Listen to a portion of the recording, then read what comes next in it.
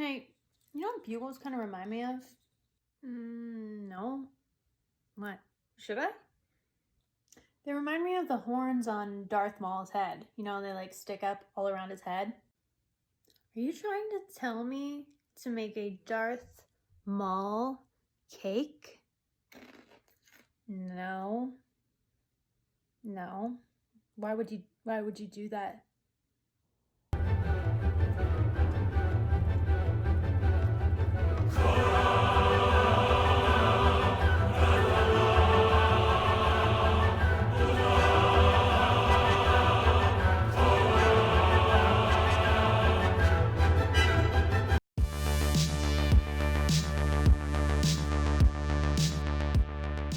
Hey everyone, I'm Monica from Popcorn Reviews, and today I'm sharing another Star Wars cake, this time inspired by Maul, that menace, that phantom menace.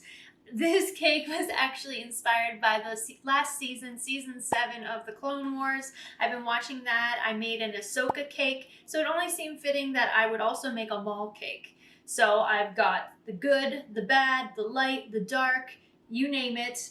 This cake is one I made for my husband. It is a chocolate cake with coffee buttercream icing, obviously dyed to match Maul's colors. I will warn you, red is a really hard color to match. I don't even want to tell you how much food coloring went into this cake. There's a lot. But I didn't want a pink Maul, I had to have a red Maul. I just had to do him justice. So coffee buttercream icing, because coffee is just the most delicious flavor of anything. And his horns, yeah, those are Bugles. So not too hard. I used a stencil for his kind of facial pattern in the front, and I'll have a link to that in my bio.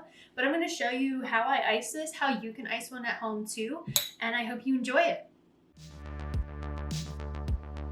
Starting off, you're just going to put a little bit of buttercream on your bottom cake board to help your cake stay in place. Place your first cake right on top and then spread red buttercream across the top of the cake. Don't worry if any hangs off the edge because we'll smooth that out in a second. Then go ahead and repeat this process with the second and the third cakes, adding a layer of buttercream in between each cake and on the final top cake.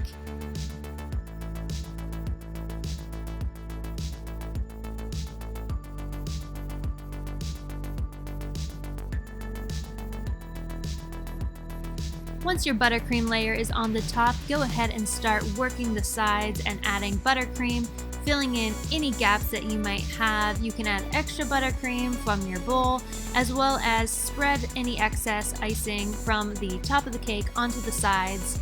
This is going to take a little bit of time, but honestly, that is how you get the smooth icing cake. I'll be honest, I'm still working on this part. Icing a cake definitely has a lot of tricks.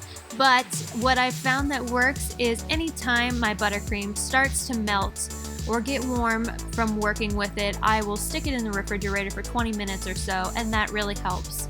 Also, and you'll see me do this here, once I have my cake completely iced, I will again put it in the refrigerator for 20 minutes or so. Then I will use my icing scraper.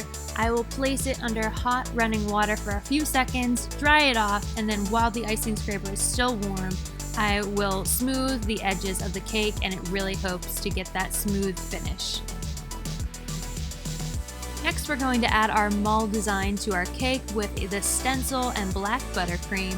You can find the stencil on my blog. There'll be a link in the description. You can either cut this out with your Cricut or you can cut it out by hand.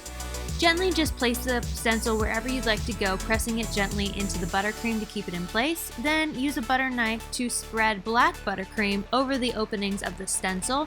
Don't add too much, and also don't press too hard. We want this just to be lightly sitting on top.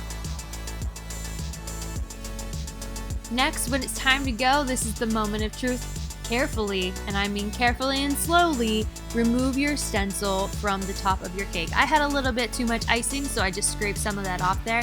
Now, as you're gently removing it, you may find that some of your icing starts to pull back if it's sticking to your stencil. If that happens, I used a toothpick just to gently pull my stencil off, and then I went back in with a toothpick and a knife to add in buttercream to any place where the icing may have been dislodged or removed. I think if I had chilled my cake a little bit more before I did the stencil, it might have helped with this problem. So just a heads up, you may want to make sure your cake is nice and chilled before you try to do the stencil. But fear not. If your cake did look like mine with some gaps in the facial markings, you can definitely go back in, add some black or red icing wherever it's needed to fix up that design and give Maul that menacing look.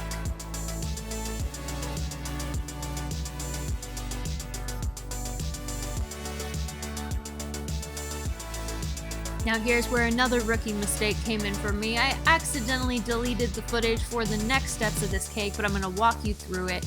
I just used my extra black buttercream to add a nice border around the bottom, and I used it to secure my bugles, which are Maul's horns, on the top of the cake in the pattern that resembles Maul's horn shape. It's an easy step. You can definitely do this one on your own, and man, I will not delete my footage next time. Thanks so much for watching today, guys. I hope you enjoyed the making of my Maul cake. Now, if you're gonna make one, you gotta make them both. So I say go with a Maul chocolate coffee buttercream with an Ahsoka Tano vanilla funfetti. Get a little bit of the light and the dark side, and it's a perfect way to watch the Clone Wars. So head on over to my blog, popcornreviews.com. You'll be able to find all of the ingredients and the step-by-step instructions for both of these cakes. I'll have links below in the description.